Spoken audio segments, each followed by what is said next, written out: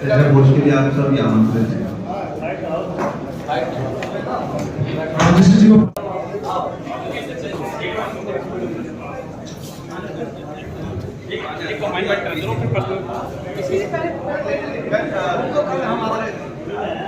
एक मिनट सुनो।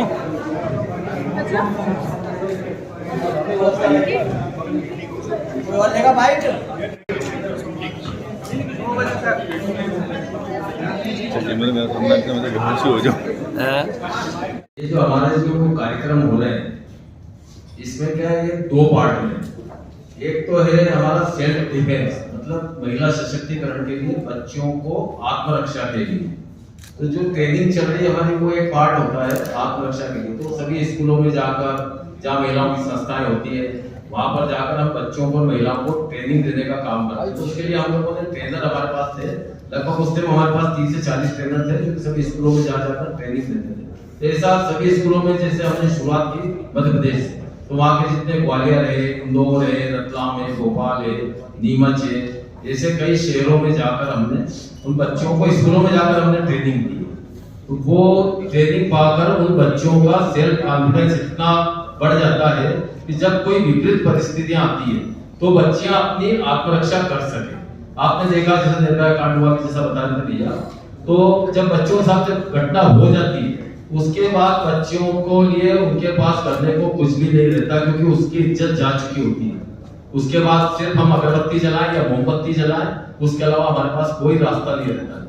सिर्फ हम अपराधी को सिर्फ सजा देना।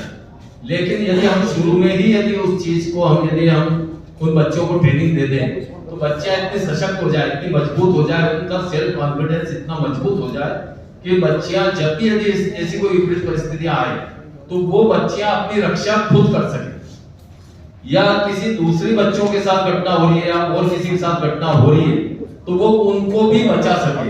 इतनी मजबूत ट्रेनिंग हमारे द्वारा वहां पर बच्चों को दी गई है। तो शुरुआती दौर हमारा बच्चों को ट्रेनिंग करने का हुआ। उसके बाद फिर हमने आगे जब हम बढ़े तो हमने फिर सोचा कि युवाओं को मजबूत किया जाए।